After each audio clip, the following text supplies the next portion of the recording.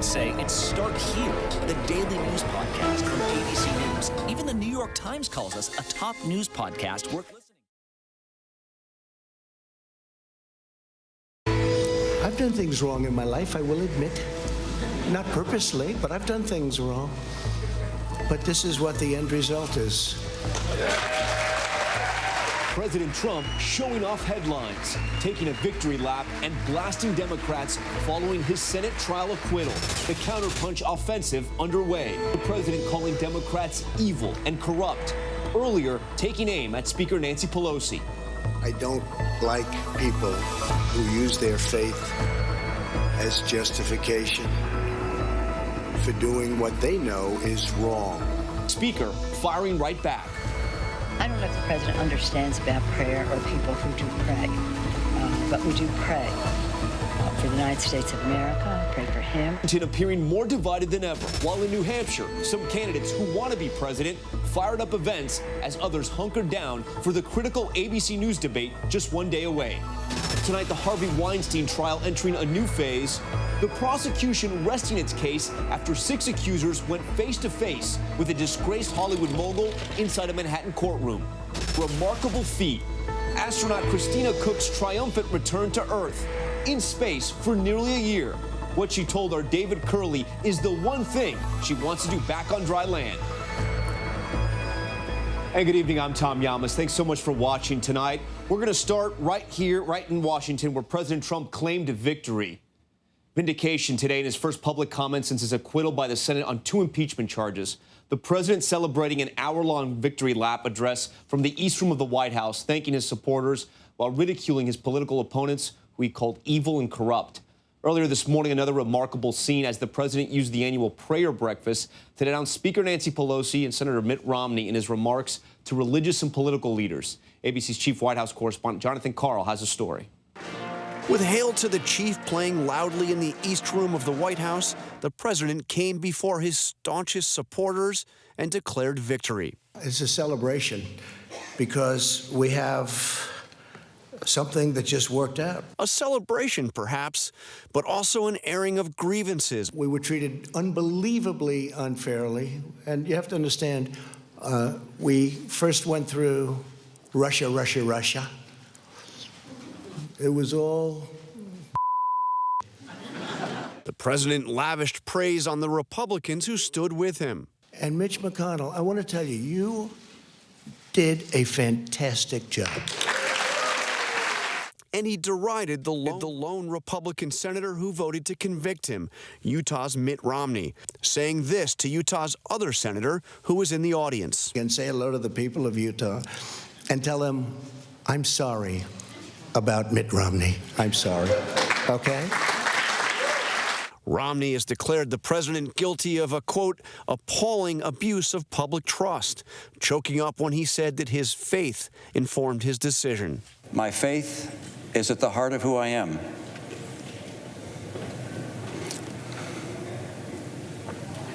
The president mocked Romney's explanation. You have some that used religion as a crutch. They never used it before.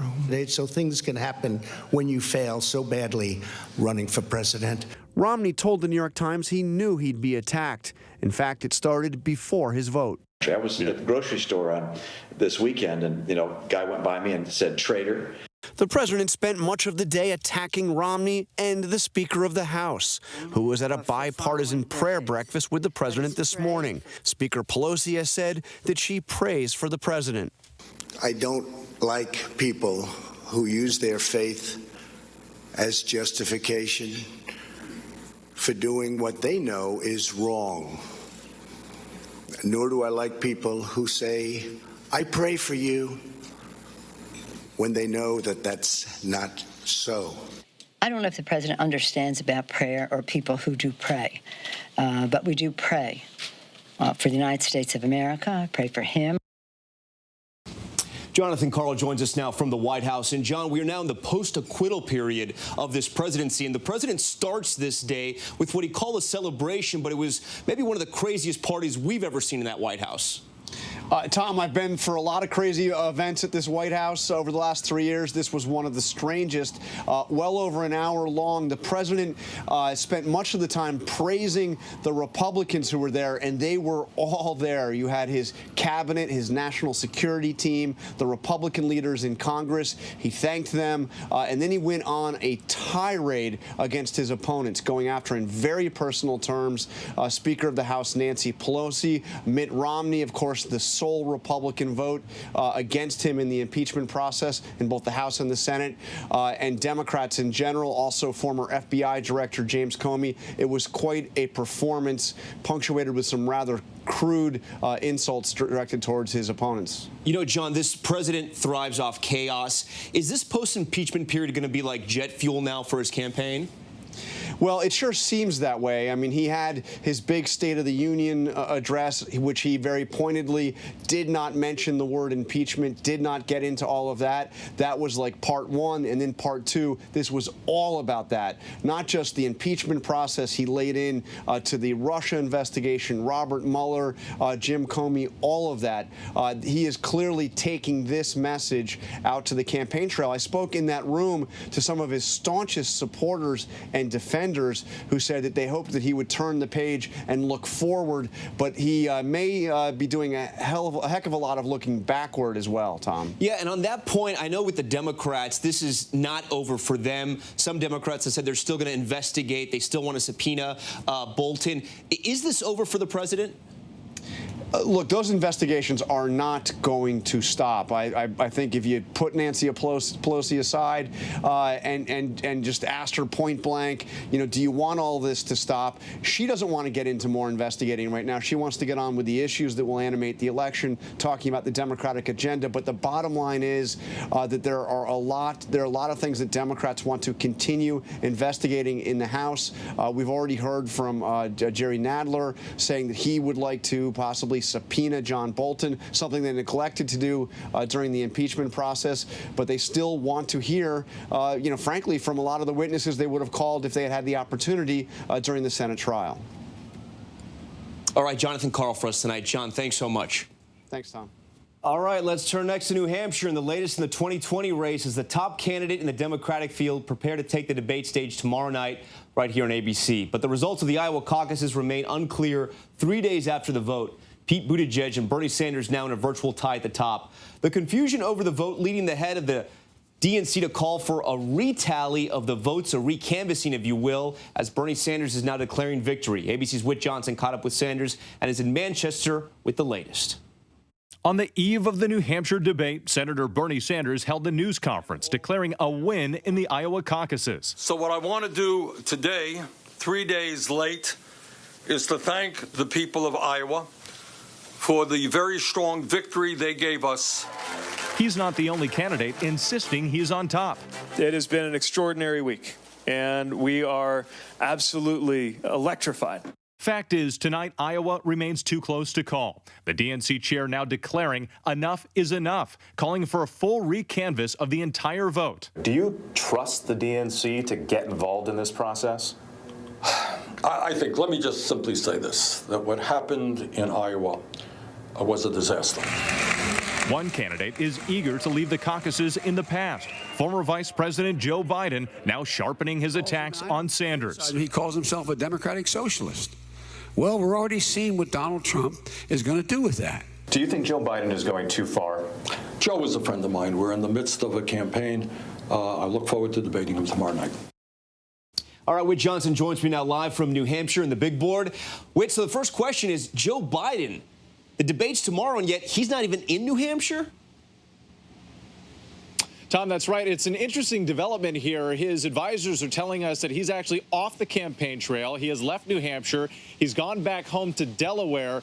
He's huddled up right now with his closest advisors preparing for that debate tomorrow night. And we've seen that shift, that strategy shift of a more aggressive form of Joe Biden, going after Bernie Sanders, going after Pete Buttigieg. His advisors promise we can expect much more of that tomorrow night. But look, the Biden campaign says this is a long game for them. Big picture, they're looking ahead towards South Carolina and Super Tuesday. However, they know New Hampshire will be a big test for him if he hopes to gain some momentum. You know, Whit, for the most part, this primary has been pretty civil, but it sounds like things are starting to get a little intense there in New Hampshire after what happened in Iowa. And you had an exchange with Senator Sanders today where you asked him about Mayor Pete and Mayor Pete essentially declaring victory in Iowa. Let's take a listen. So do you think Mayor Pete declared victory prematurely? All I can say is that in Vermont, when you run and you get more votes than your opponents, in this case 6,000 more, you're usually considered the winner. I got 6,000 more votes than Mr. Buttigieg. I can tell you, Tom, based on what we heard from Bernie Sanders throughout the course of the day, he didn't outright say that he was robbed, but you got the sense that he was feeling that way. He was definitely frustrated. Even at his press conference, he was like, look, we had to wait 3 days to be able to say this. He's not eager to jump out there and say there was any kind of tie by any means. He says that he believes that he's won the popular vote. And again, these are still preliminary numbers. We're waiting for like the final trickle. And now, as you mentioned earlier, the possible retallying, recanvassing of these votes there in Iowa. But Bernie Sanders believes firmly that they will, at the end of the day, have what is the equivalent to the popular vote, and he thinks they could win the delegate count as well, Tom. You know, part of winning Iowa is momentum, not only in energy from the crowds, but also with fundraising. And Whit, you have some reporting on that front? That's right. Mayor Pete Buttigieg, they were announcing that they had a big fundraising haul after the Iowa caucus, $2.73 million just in that short period of time. These were donations that came in the form of an average of about $40 per person. So they're very excited about the energy and the momentum that they are getting in the Buttigieg campaign after Iowa. But Bernie Sanders, we've known, he has claimed all along that he has the strongest grassroots movement in American history. And listen to this, Tom. In the month of January, his campaign raised $25 million. Now, Bernie Sanders will make the claim that that contributes to his electability. He's saying that he has a broad coalition. They are going to use some of that money and spend millions of dollars in Super Tuesday states. They're going to beef up their staffing because Bernie Sanders believes that his strength is in the numbers. The average donation that he gets is around $18. So his point is, look, you might have bigger donors who are giving you more money, but we have more people, and he thinks that gives him strength towards the general election. He thinks it'll also help him win the Democratic nomination, Tom. The fundraising, no doubt, strong. And in another part of this race, in a galaxy far away, you have Michael Bloomberg spending hundreds of millions of dollars. All right, Whit Johnson, thanks so much from Manchester tonight. Whit, we appreciate it. Let's turn now to our Lindsay Davis, who will be one of the moderators for the next Democratic debate tomorrow night in New Hampshire, right here on ABC News Live. Hey, Lindsay. Hey, Tom. I am here at St. Anselm College in Manchester, New Hampshire, and we are just 24 hours away from what you already know is a pivotal moment in the 2020 Democratic race. It comes, of course, after that chaotic finish in Iowa on Monday night, which we're all still trying to decipher and determine. And as a result, New Hampshire has become even more important in determining who will rise from the Democratic pack as voters head to the polls across New Hampshire next Tuesday. The debate stage is right behind me. We have some early rehearsals that are underway at this moment. This is where the top candidates will be standing and making their case for why they should become the Democratic nominee and ultimately president of the United States of America. Tomorrow morning on GMA, we'll unveil the final order of who will stand where on the stage. And Friday night, I'll be joined by George Stephanopoulos and David Muir, as well as our partners here at ABC affiliate WMUR, to question the candidates on their priorities and why they believe that they're the best candidate to take on President Trump in November.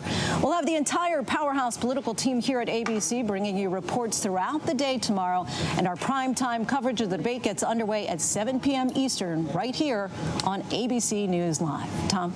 And that's right where I'll be. All right, Lindsay, thank you so much for that. As Lindsay said, keep it right here on ABC News Live for full coverage of tomorrow's debate in New Hampshire. That starts at 7 p.m. Eastern. We can't wait to watch with you. All right, and we continue to follow developments in the deadly coronavirus. A cruise ship off the coast of Japan still under quarantine. At least 20 confirmed cases of Americans falling ill. We'll hear from 2 passengers on that ship in a moment. 2 more evacuation flights preparing to leave the epicenter of the outbreak, Wuhan, China. Will Carr is tracking it all tonight. Tonight, 7,000 people are trapped on 2 massive cruise ships, one in Hong Kong, the other in Japan, where 428 Americans are cut off from the world. The only interaction we have is with the staff for wearing masks and gloves. Worries are now growing as some passengers are running low on medication. Tonight in China, more than 560 people have died. Also word that one of the first doctors to sound the alarm about the outbreak has died from the coronavirus he was so concerned about. Back in the United States, hundreds of Americans arriving from Wuhan now under that 14-day quarantine on U.S. military bases. Frank Wasinski and his 3-year-old daughter arrived this week feeling fine, but they're now hospitalized because they say they were sick in Wuhan. We've been in this hospital probably for the next 3 days until the CDC results come back. Frank's wife is still back in Wuhan, where she's now caring for her father, who's sick with the potentially deadly virus. Will Carr joins us now live from Travis Air Force Base, where some of those Americans remain under quarantine. Will, we're learning that the White House has now asked scientists to look into the origins of the virus. That's right, Tom. The White House wants scientists to figure out exactly where the virus started, and they want to make sure that they can understand as much as possible. This is because there's a lot of misinformation out there, because at this point, there's still a lot we don't know about the novel coronavirus. That's led to a lot of speculation being spread on social media, which has a lot of people concerned, Tom. You know, a lot of people, not only on social media, but really all over the country, are now talking about the doctor that you had mentioned in your report, one of the first to sound the alarm. What more do we know about the horrible things that have happened to him?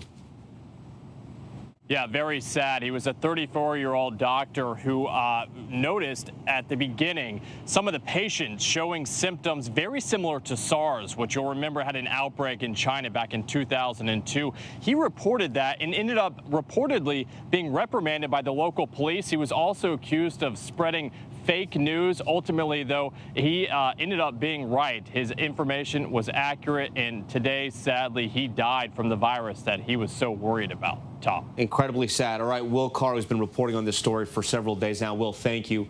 We're now turning over to El Paso. Right now, a live look. Federal prosecutors announcing hate crime charges against a suspect in last year's mass shooting right there in El Paso. He's accused of killing 22 people and wounding 24 more at a Walmart back in August. The suspect himself said the attack was aimed at scaring Hispanics into leaving the U.S. He was indicted on 90 counts, including 22 counts of committing a hate crime resulting in death.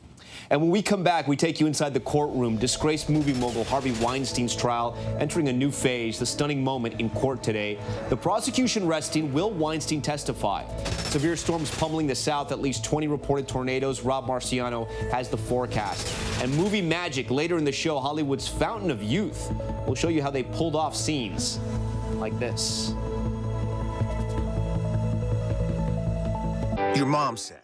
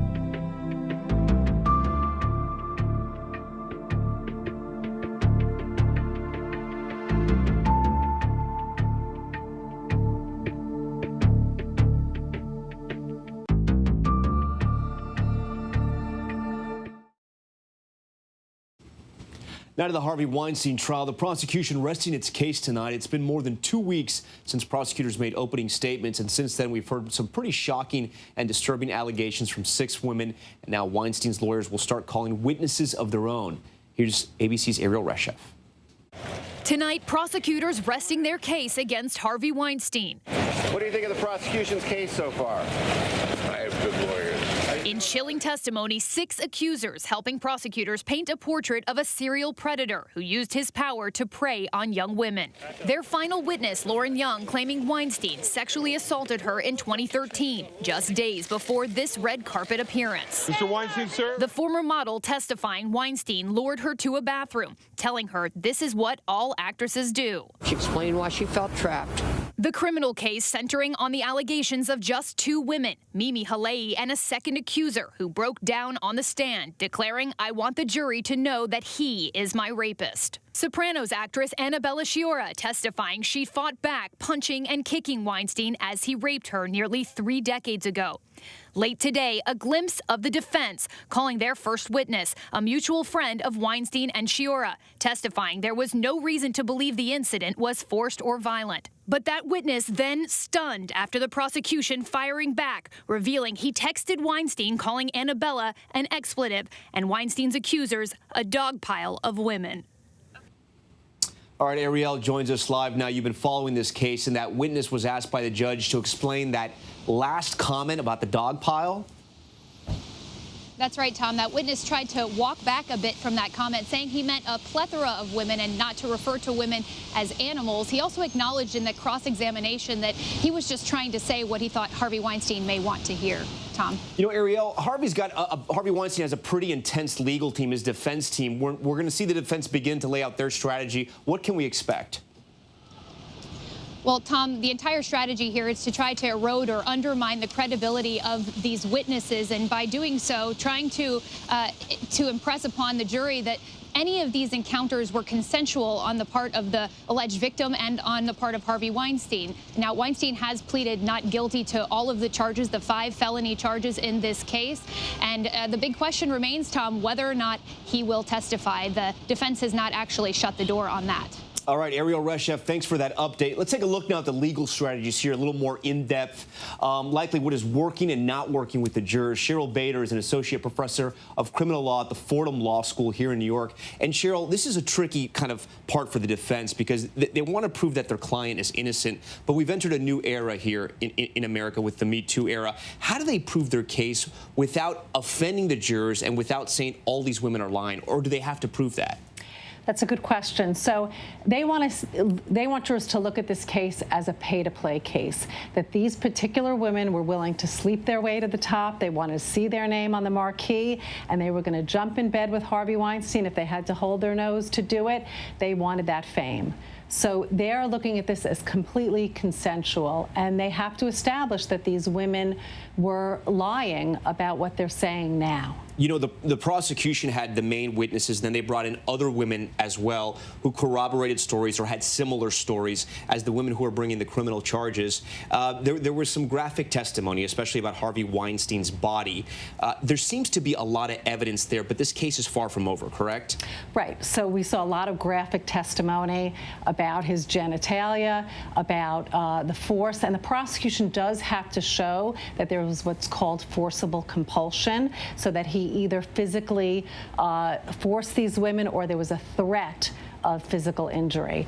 And, you know, we've seen a lot of dramatic testimony. The defense has been attacking the credibility of these witnesses, which is what they need to do, saying they were reluctant to come forward.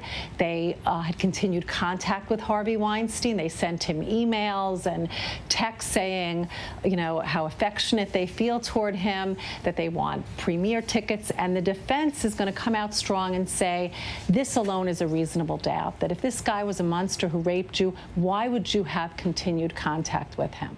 You know, Harvey Weinstein, before the trial started, we saw him at movie premieres, red carpets, standing up, a big man, no doubt, and now he's in a walker, appearing in a frail state. How does that play to the jurors? Right. So the defense is trying to juxtapose, right, this sense of him as this hulking figure who forced these women just with his physical force as well as his sort of emotional bullying. And now we see him with this walker as a frail man, and there's really this contrast.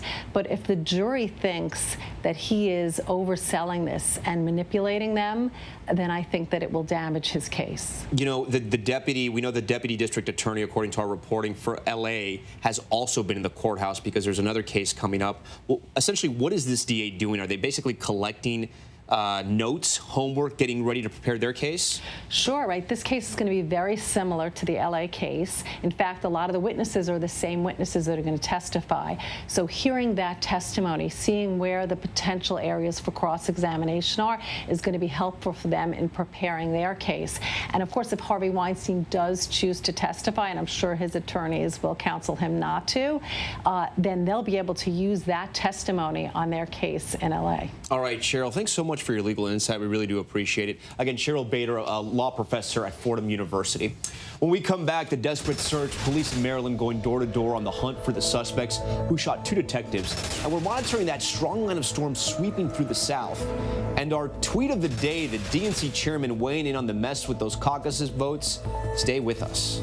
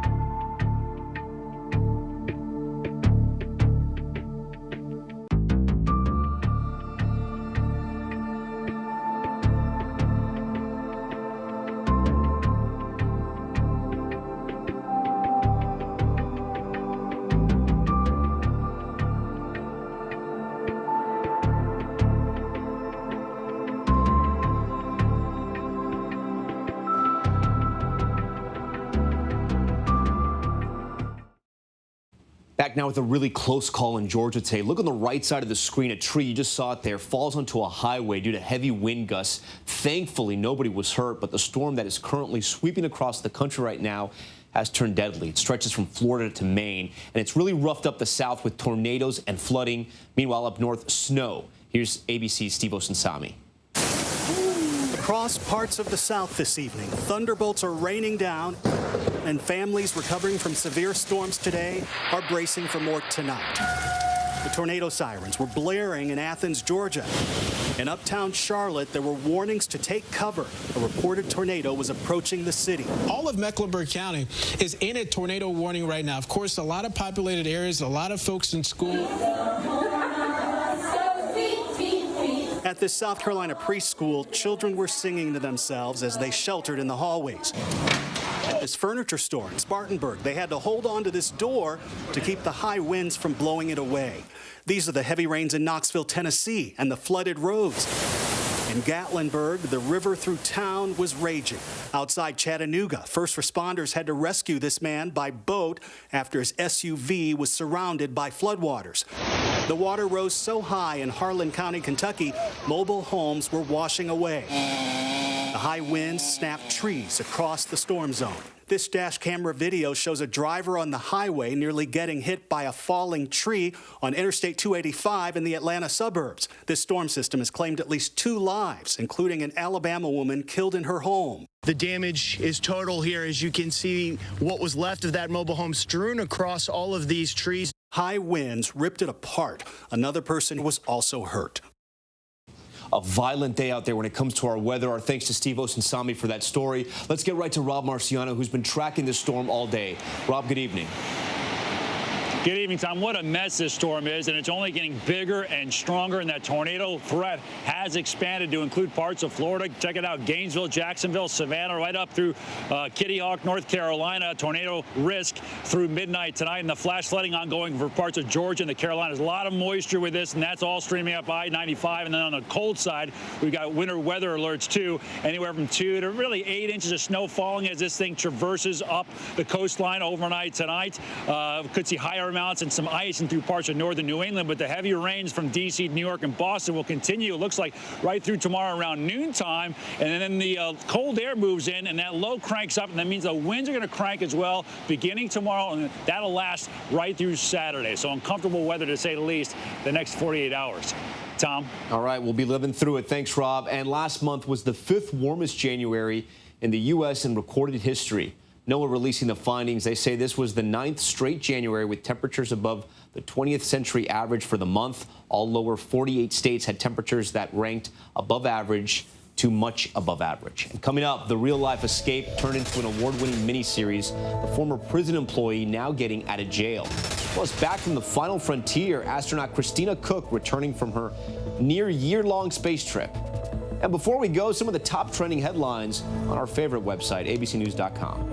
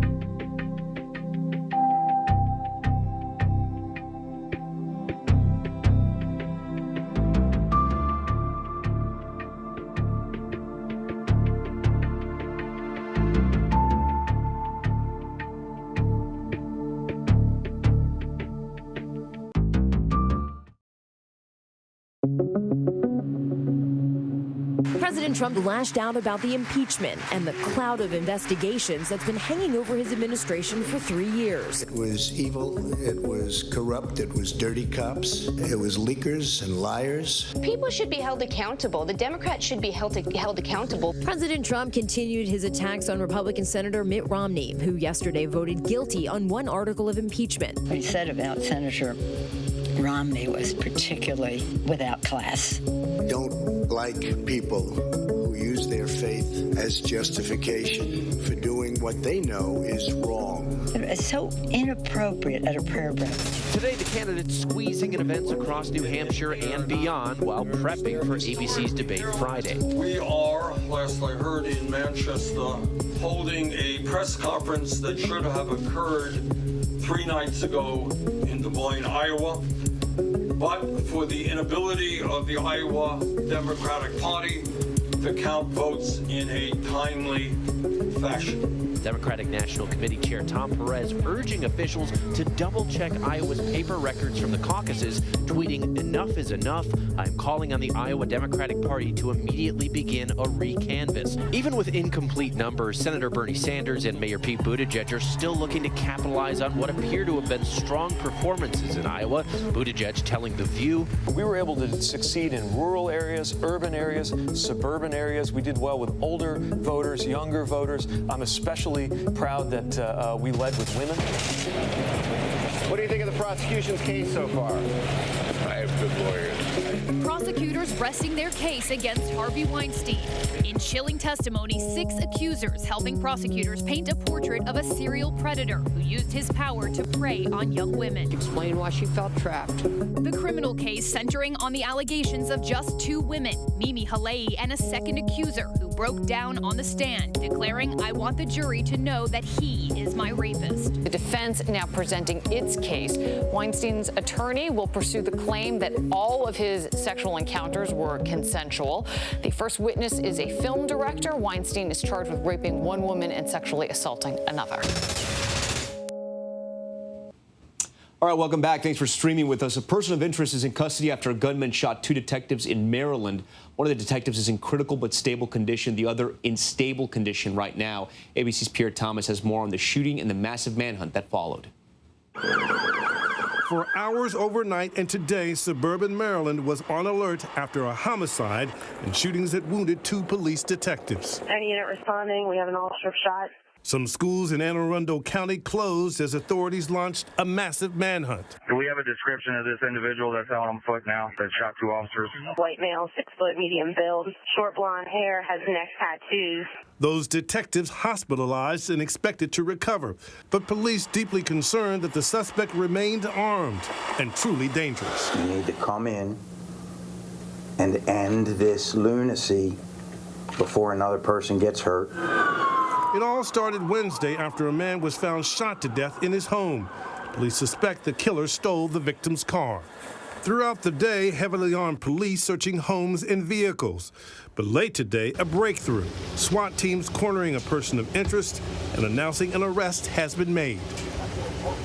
All right, our thanks to Pierre Thomas. The former New York prison worker jailed for helping 2 prisoners escape has been released. Joyce Mitchell, you may remember that name, was convicted for providing material support to Richard Matt and David Sweat. Their escape gained national attention after authorities spent 22 days searching for the 2 in upstate New York. That manhunt ended when Matt was shot and killed and Sweat was shot and apprehended. Authorities say the inmates had seduced Mitchell, who worked as a prison tailor, as part of their elaborate scheme. She called her decision, quote, "the worst mistake I have ever made in my life." And the case was the premise of the Golden Globe-winning miniseries Escape at Dannemora. Now to the decision made by the Trump administration to block New Yorkers from renewing membership in the Department of Homeland Security's Trusted Traveler program over the state's new sanctuary laws on driver's license for undocumented immigrants. That means some 200,000 New Yorkers will no longer be able to renew their membership in popular programs like Global Entry to speed through airport checkpoints. Joining us now to discuss this decision is the acting Deputy Secretary of the Homeland Security Department, Ken Cuccinelli. Ken, welcome, and we thank you for your time so much. Yeah, good to be with you. If we can start here, Deputy Secretary, connect the dots for our viewers. What does Global Entry have to do with undocumented immigrants? So what New York did in their green light law is they blocked the Department of Homeland Security's access to the Department of Motor Vehicles for the state's database. And in that database is how we confirm identification, for one, which is critical to identify someone as a trusted traveler as opposed to an ordinary traveler as part of those programs. And 2, it is the most up-to-date database for things like fugitive warrants, for criminal history. All those those things are together in the DMV database. Those are all things that we check for every single person who applies to be part of one of those trusted traveler programs across the country, whether they live in New York or not. And New York has blocked our ability to do that. So we have stopped renewing and accepting applications for those programs like Global Entry. Fast is a commercial version for truckers from New York, because we don't have access to the information we need to make that judgment. But Ken, kind of explain this a little bit more if you can, because, you know, the president touts himself as a pro-business president. He was talking about the economy today in the East Room. If you're a businessman, you're traveling on business, you're flying all over the world, you get to JFK, it's Friday, you just want to get through sort of that customs line, and that's why Global Entry is so great. Now, why should that businessman who's trying to just make money and work for himself and eventually pay taxes, why should he be penalized if you're having a problem with undocumented immigrants in the state of New York? Well, the issue here is that we're having a problem with the state of New York, and his issue should be with the state of New York. We can't run these programs. We're not changing how the programs are run. New York has decided not to cooperate. So, you know, they have inhibited us from being able to do this with respect to New York residents. So, and I would note that those databases are critical for public safety, including New Yorkers' public safety, and it is amazing. Look, I'm a Virginian. On 9/11, we had a plane hit the Pentagon. New York, of course, had the Twin Towers. And it is amazing that the most basic flaw that we all acknowledged after 9/11, the failure to share information critical to making public safety decisions, is being intentionally repeated by the New York government. Their legislature and governor have decided to do this as a policy matter. And it's just astonishing that they would sacrifice public safety in this way. These trusted traveler programs rely on those public safety measures, that database, to be able to assure all the other travelers going through those programs and to make them work safely, that what we have going through there are, in fact, trusted travelers. And we can no longer do that with New York. But you can understand the confusion maybe for people watching this, because an undocumented immigrant can never get Global Entry. That's understandable, but I don't know if you're hearing me. No, I am. New York has denied the Department of Homeland Security access to that information for everybody, for everyone, for all New Yorkers. And so all New Yorkers can now not be checked against the relevant databases that are important for deciding whether people meet the qualifications of the trusted traveler programs. It's that simple. And New York needs to undo it for us to be able to be in a position without sacrificing public safety to undo the decision made yesterday by Acting Secretary Wolf. Is this a permanent decision, and will other states also go through the same restrictions? So it is not necessarily permanent. We would certainly love to return to the point of cooperation with the state of New York, Commonwealth. I'm from Virginia, so sorry for the slip. But with the state of New York in preserving the public safety of all New Yorkers. And that has been, you know, blocked here, and it has bad consequences. It has bad consequences on a daily basis for New Yorkers, and I'm not talking about the convenience of the trusted traveler programs. I'm talking about the inability of federal law enforcement to identify fugitives from justice, to identify violent criminals, to identify murderers and child molesters, and to remove them from these communities. That's who New York is protecting with this law. You know, Governor Cuomo has called this extortion. One of his aides said this is political retaliation by the federal government, and we're going to review our legal options. Is this headed to court, Deputy Secretary? Well, I mean, God bless America. Anybody can sue anybody for anything. It doesn't mean they get to win. These are not programs that exist as of right. These are privileged programs, and they have a system already in place for how they operate, and New York has broken the system. So for New Yorkers who want these programs back, and as the year goes on, when the renewal comes up for about 175,000 or so New Yorkers, they're not going to get renewed. Those people need to turn to their state government and ask them to fix the underlying problem, which is the failure, intentional, to share public safety information information with the Department of Homeland Security, which is doing this just to keep them safe. That's what that information sharing is for. All right, Ken Cuccinelli, Acting Deputy Secretary, thank you so much for your time. We appreciate it. Good to be with you. All right. Have a good night. You too. We want to turn now to some dramatic body cam footage from Georgia, capturing the moment an officer saves a 6-month-old baby fighting to breathe. The officer, hearing the call on the scanner, realizing he was the closest to the scene, although the call was not for his agency, he jumps into action. The officer rushing over, helping the baby. The police sergeant, in his second year on the job, said he had never done anything like it outside of training. The parents tonight saying they are grateful. Now to the new message from Vanessa Bryant and the outpouring of support for her and her family following the deaths of husband Kobe and daughter Gianna in that helicopter crash that also killed 7 others. Bryant sharing this gathering of Gianna's fellow classmates, teammates, teachers, and coaches at her Harbor Day School in Corona del Mar, California. They retired her number, Gianna 2, her basketball jersey, and teachers spoke about the wonderful example she set for her peers and the devastating impact it's had on the community. Let's be better because of her. She was our example. Let's be better on the playground. Be better to your neighbors, to your friends, to your moms, to your dads. Because she set a beautiful example. An emotional moment, and we've seen these pictures for more than a week now. We're just learning that the city of Los Angeles will host a public memorial at the Staples Center in downtown Los Angeles for Gianna, Kobe, and the 7 others who died tragically in that crash. After nearly a year in space, astronaut Christina Koch is finally back here on Earth. ABC's David Curley brings us a story behind her record-setting journey. Christina Koch, you're a record holder. The rookie who set records flashed 2 thumbs up on her triumphant return to Earth. 328 days in space, a record for a woman.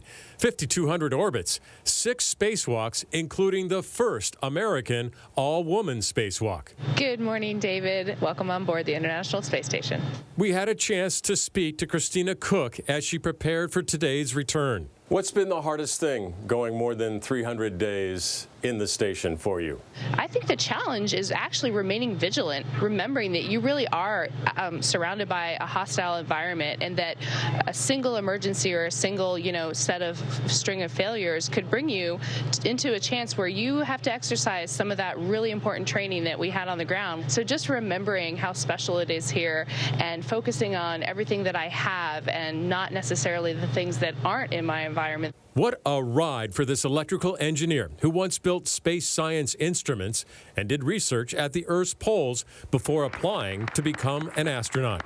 The unifying theme has been discovery on the frontiers, which is why I'm so excited to be a part of the space program. Part of the 2013 astronaut class, Koch had to learn how to fly, train to walk in space, and then finally last year, and lift off.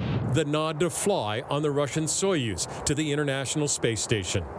What was it like on the rocket? What was it like opening the hatch and getting into the station? As we're preparing to launch, it feels a lot like one of our simulation events. And then the only difference was when the countdown got to 0, we actually started moving. I looked out the window and saw the Earth down below for the first time. And I actually exclaimed out loud, oh my goodness, we have trained for so many years to walk into the actual reality of the space station. Like the fact that it actually exists it was like walking into a movie set. But the station became her home for much longer than expected. NASA extending her mission, giving her the opportunity for those 2 records, duration and this. Copy, Jessica and Christina. That first all-female American spacewalk with Jessica Meyer, followed by 2 more excursions by the same duo. On that first all-female spacewalk that Jessica and I did, we were truly overwhelmed by the amount of support, by the amount of enthusiasm, and by the amount of people that reached out to let us know that it did serve as inspiration to them. The third time around, it's already become commonplace. We recognize now that we're doing the job the same as any of our colleagues, and we're all excelling. We all are held to the same standards, very high standards. Koch broke the record of astronaut Peggy Whitson, who was there for Koch's first pool session on the ground, and sent a message from a training plane. I'm very happy for you. We all know gravity sucks. I'm very happy for Christina.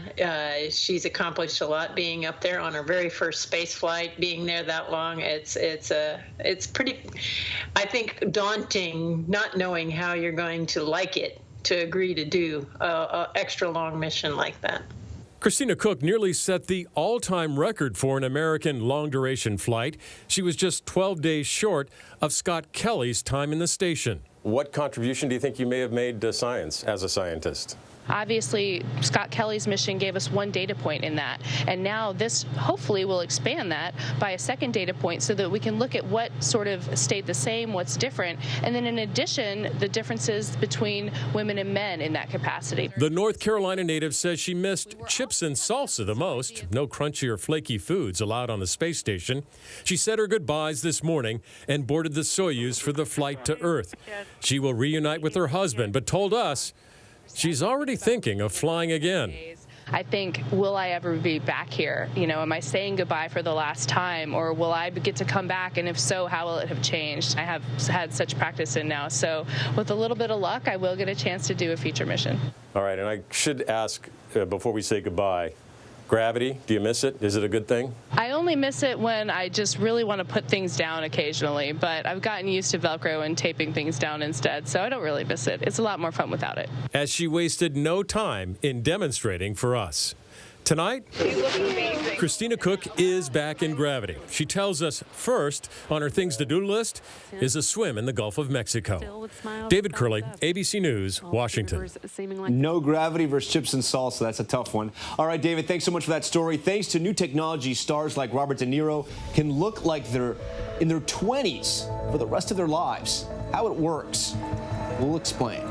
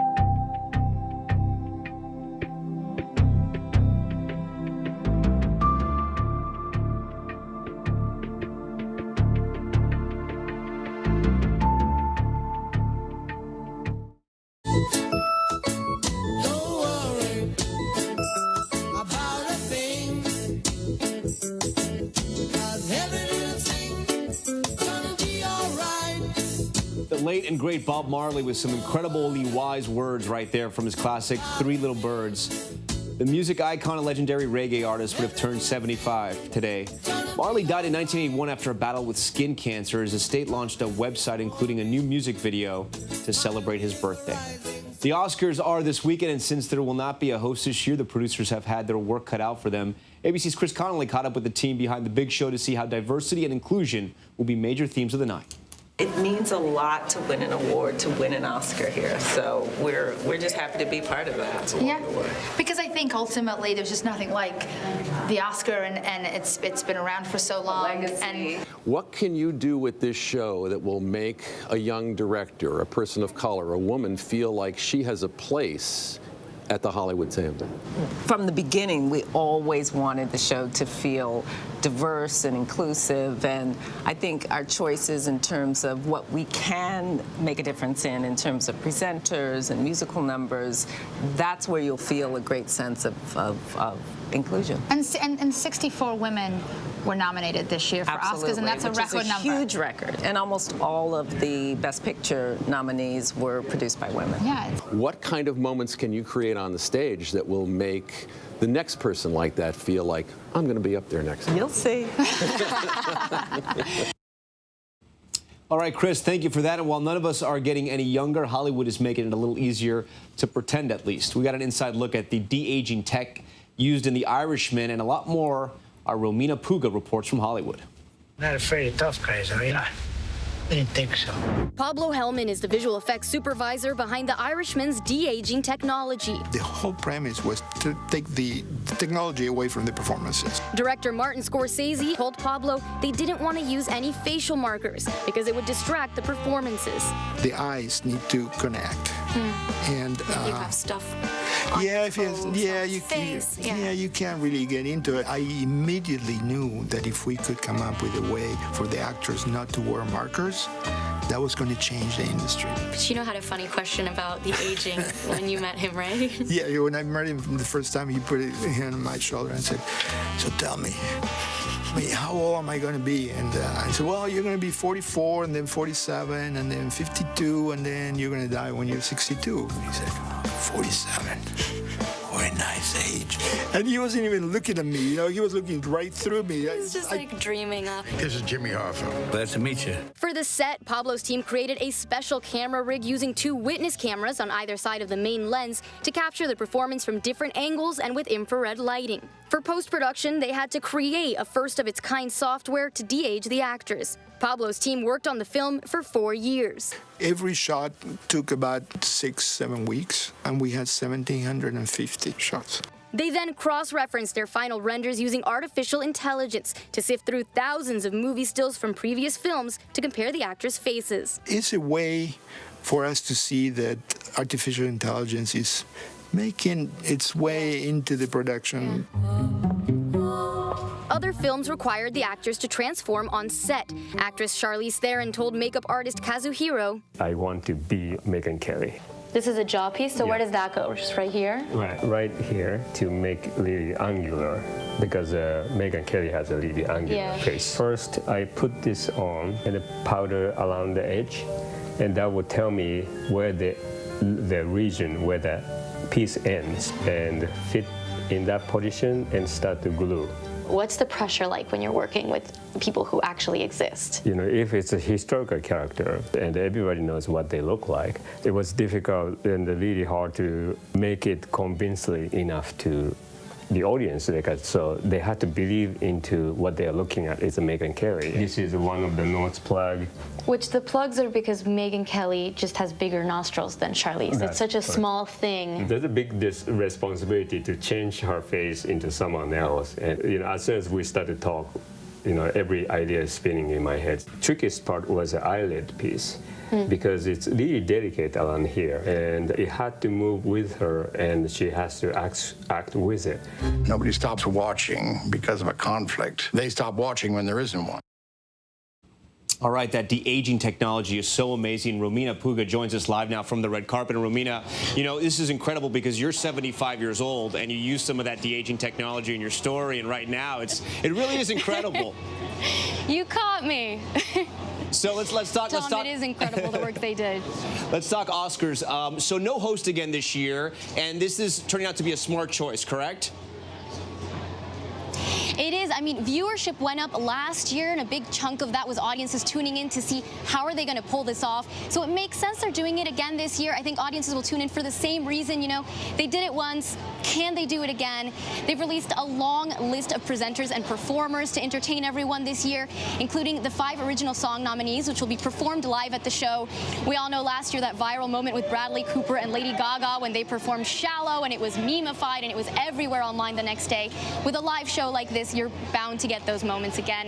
And a special performance by Billie Eilish is expected, but we still don't know what that'll look like. Tom? Yeah, that was one incredible moment last year. All right, thank you so much, Ramia. We appreciate it. And that's our show for this hour. A live look now at the debate hall in New Hampshire. Before we go, less than 24 hours away from the start of our coverage. Stay tuned to ABC News Live for more context analysis of the day's top stories. I'm Tom Llamas. Thanks so much for watching tonight. I'll see you tomorrow in New Hampshire.